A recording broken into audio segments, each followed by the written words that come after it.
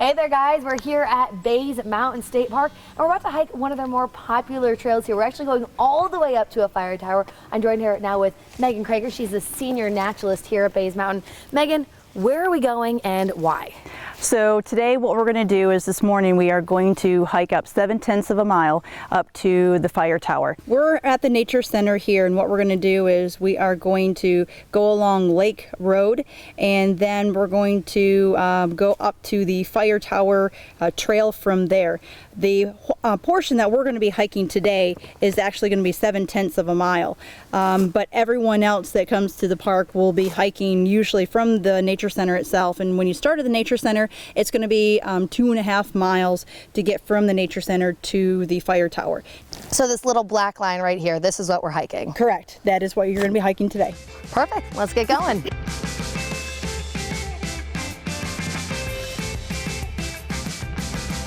Our fire tower here, you can go up into it, and you can get some great views as you are looking around in a 360-degree view of the area itself. What's coming across right behind me here is a mountain bike trail. And then what we're hiking on is a hiking trail. So for a short distance, it's going to be a multi-use trail. And then up here where it splits, the mountain bike trail goes to your left, and then the hiking trail keeps going straight on up. Our fire tower trail is only a hiking trail only, just because of the terrain and the steepness of the trail. We just do not want two user groups coming together. So that's why it's only a hiking trail only. Okay, Megan, so big question for you. Everyone wants to know when they're out hiking. What kind of wildlife can we expect to see? If you come early enough, and if you're quiet enough, you may see a bear. That is a possibility along this particular stretch. Due to the dryness of the weather, we have been seeing some of our more venomous snakes hit our trails because of looking for moisture or water. So you may run into a copperhead or a timber rattler. Now early in the morning, we're going to have a wide variety of our orb spiders stretching out their webs, trying to get a nice tasty meal of insects. So you may want to grab a stick with some branches on it to wave in front of you as you are moving through to deter the spider webs from you. A variety of birds that you'll hear chirping around, and that pretty much covers a lot of the main animals that you're going to see roughly around this time of year.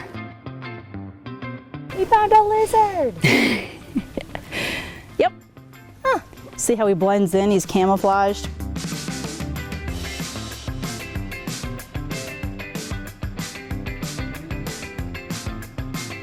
This is very steep. This part is, yes. And it kind of levels off once we get on up here a little ways. So you would probably recommend for people that have any type of knee problems or anything, this probably isn't the trail. Correct. Exactly, correct. Okay guys, we've made it here to the Bays Mountain Fire Tower and we're headed up right now. It looks like a lot of steps. Correct. So if the 7/10 of the mile didn't get your heart pumping, this definitely will. We have a lot of steps here at the fire tower. Again, the fire tower was built in 1932, so these steps are going to be very narrow and steep. And if you are not a person of height or doesn't like height or steepness, this may not be something that they want to venture into, but we're going to venture into it today. Oh, I'd like to say I'm not a person who can do this, but we've signed up, so we're going up. Let's do it. Okay, so we made it up here to the fire tower, Megan. Now, there's a lot of history to this region. I mean, this fire tower itself is extremely old. It is. So this particular fire tower was built in 1932 by the Civilian Conservation Corps. The state of Tennessee's Forestry Department hired the CCC to come in and construct this particular structure here.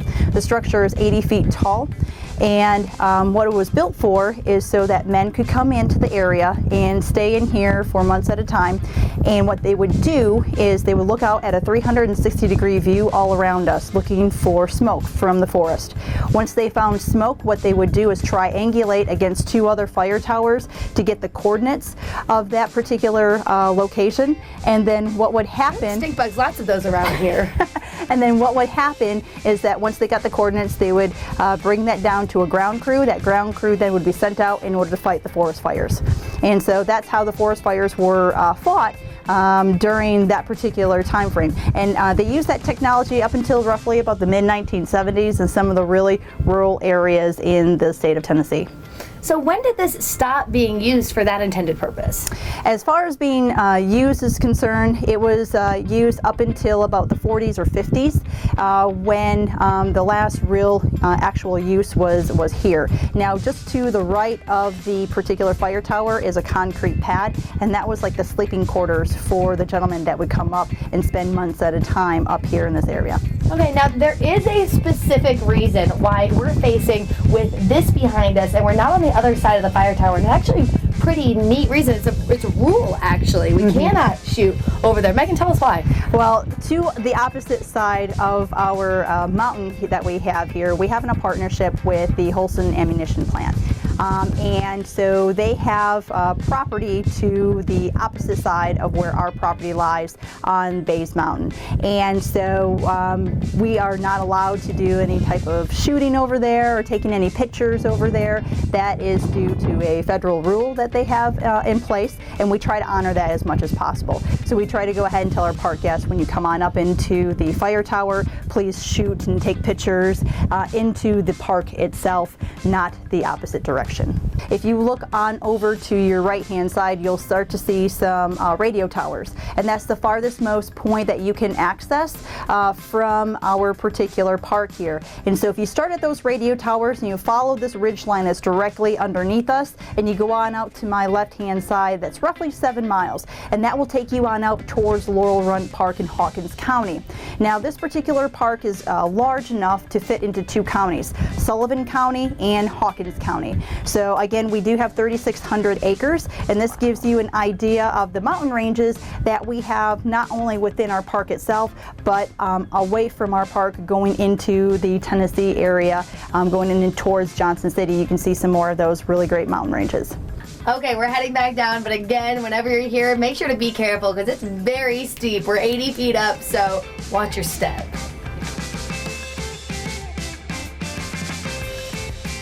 Okay, so we just hiked the fire tower here at Bays Mountain, about a little under a mile hike, about 80 feet up. So remember, if you're coming here, make sure that your knees are in good working condition because it is very, very steep all the way up here.